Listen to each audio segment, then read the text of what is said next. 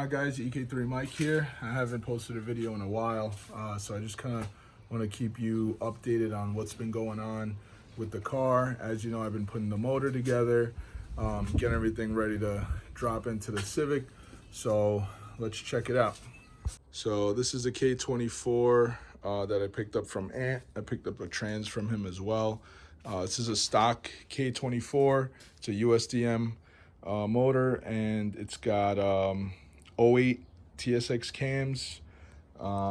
It's got the Type S oil pump, and nothing too crazy. It's got the RBC cam gear. So pretty much the basics when you're doing a K24 swap. You kind of want to get those things out of the way. I mean, except for the cams, you could go with the regular 04 cams or whatever you got. But you definitely want to do the RBC cam gear and the RSX Type S oil pump. So anyway, that's what that is. It's stock for now. I'm not going too crazy. This setup is pretty much just to get the motor, like get a K series in this chassis, and I'll make it pretty later and hopefully turbo next year, just because can't afford everything right now, to be honest. So anyway, this trans, it's a RSX Type S trans. It's got Civic SI LSD, and nothing crazy, nothing fancy other than the LSD. So it's pretty much ready to go. Just need a couple gaskets that I want to get. I might get a new VTEC solenoid. This thing's a little broken right here, so I'll get that out of the way. I still have to put the AC,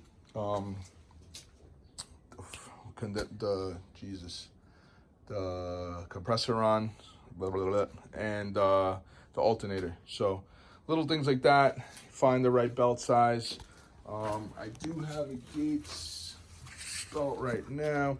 This I actually bought by mistake with the last motor.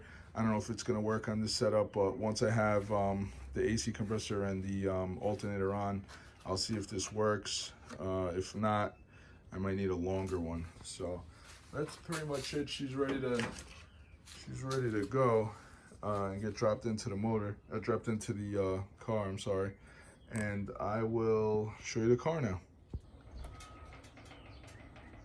So here she is, all taken apart. Now, I didn't really want to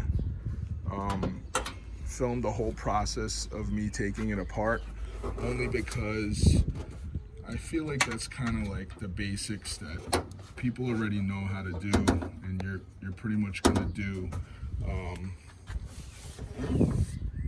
if you're doing something like this. You already know how to take everything apart. But figured I'd show you guys during the process right now. So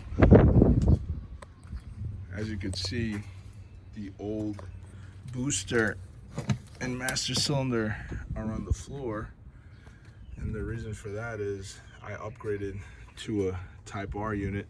The reason why I did that is I'm going with the 5-lug conversion, and it's got the bigger brakes on it.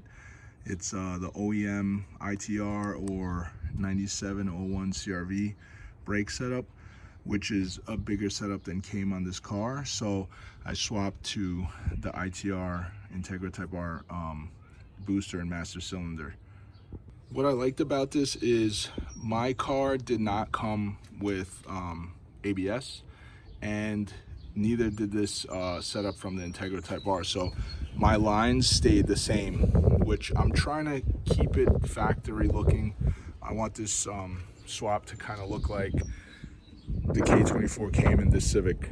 So I'm not really gonna do anything fancy. I am gonna run a tucked engine harness, but other than that, I'm keeping AC. As you can see here, I still have to sort some things out, some lines. I think I'm gonna have to get a custom line made here, but I still haven't really investigated too much. I got a hybrid AC kit, but it doesn't all fit, so I'm gonna have to see. This line is also gonna have to get changed because the setup's gonna be reversed.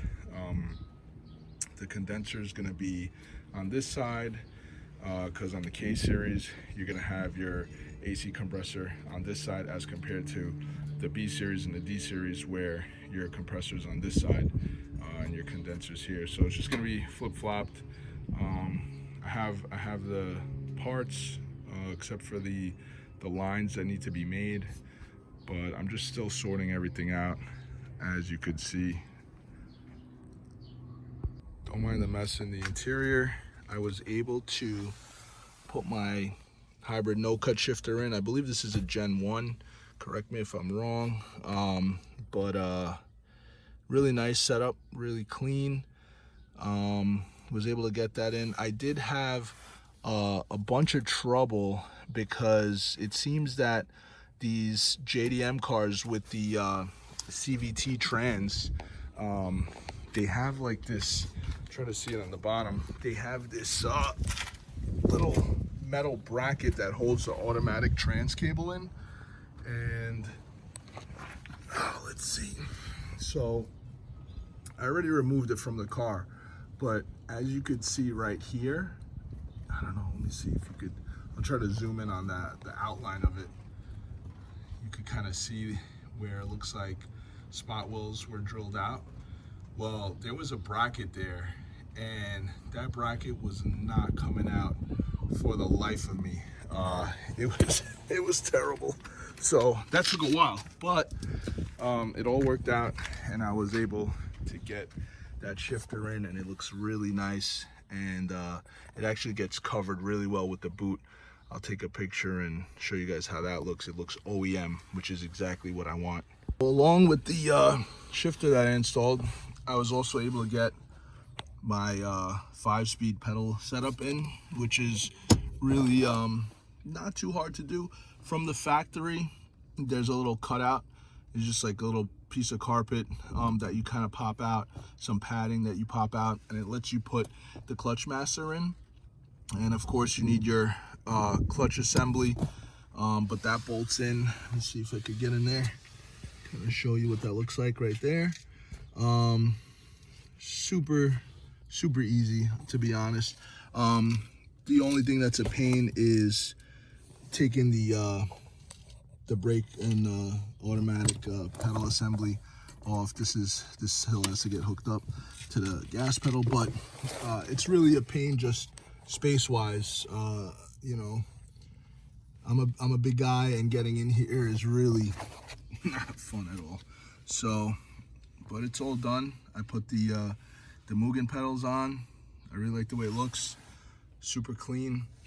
Still have a couple more goodies. I'm gonna run an OEM shift knob because it looks really good with the OEM boot. But for shows and whatnot, I have a Mugen shift knob, the spherical one, the round one, and I also have Mugen Gen 3 steering wheel, I believe it is, that I'm gonna run. So kind of have like the Mugen theme going on the inside here, so I'm pretty hyped for it. Other than that, I really don't have too much done. Like I said, I'm keeping it OEM in here. I really don't care if I have, you know, part of the harness, the headlight harness and whatnot running along here. I really don't care too much what it looks like. I am gonna put some nice bits and pieces that'll kind of hide the ugliness a little bit, but it's not really gonna be a full-on show car. I like to say that, you know, my cars are street cars that just look good. I'm gonna be getting rid of this here. I have a tucked fuel setup, actually upgraded setup that I just picked up from Ant today. Let me show you guys.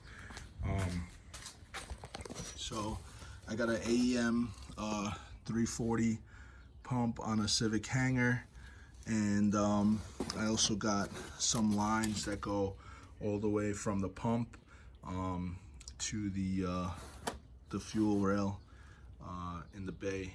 So that's gonna give me all the fuel that I need. Right now I'm gonna be NA, but next year I'm looking to go turbo, 500 horsepower goal, so that'll definitely support that. And yeah, that's about it. I mean, place is a mess, but I have this ready to go pretty much. I'd say hopefully in the next week or two, and I'm gonna be putting that that 5 lug on as well, and there's the RBC. PDI Works did a phenomenal job on that. It looks super clean. It looks brand new. So yeah, that's about it, guys. Just figured I'd keep you posted and show you what's been going on with the build. Any questions, feel free to hit me up. So I got the lines coming out of the tank. I marked the feed line, and then I put them back in the factory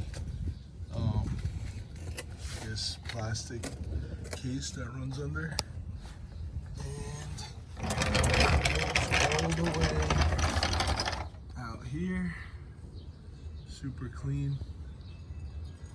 Some big lines, and they're gonna come up here, perfect length. They'll go to the hybrid, the rest of the hybrid fuel setup that I have, but just wanted to show you guys the finished product. So as you guys could see, I ended up running the fuel lines. I tried to make it look as OEM as possible, trying to run it in that that bottom plastic piece that goes under the car. The way that works is if you pop the hood and you look at it from the firewall, you'll see that there are 2 brake lines that are clipped in with 3 lines that go to the tank. So pretty much what you have to do is you have to unbolt that and pop out the 3 fuel lines that are getting replaced. One is a feed line, one is a return line, and the other one is for that evap canister or whatever it is. So I popped those fuel lines out, and what I ended up doing is taking some pliers and just cutting off that plastic piece that holds those lines in to make space for the 6AN lines that were going to be coming from the hangar, from the fuel tank, going up to the front. So that's how I was able to put it back in nice and neat. And I also had time to throw the trailing arms on. I was actually going to reuse my my control arms just to kind of save a little bit of money, but you know how it is. These parts are like 25 years old, so you really don't want to be reusing this stuff. So I took them off, and I was like, nah, they were shot. So I ordered new control arms from ASR.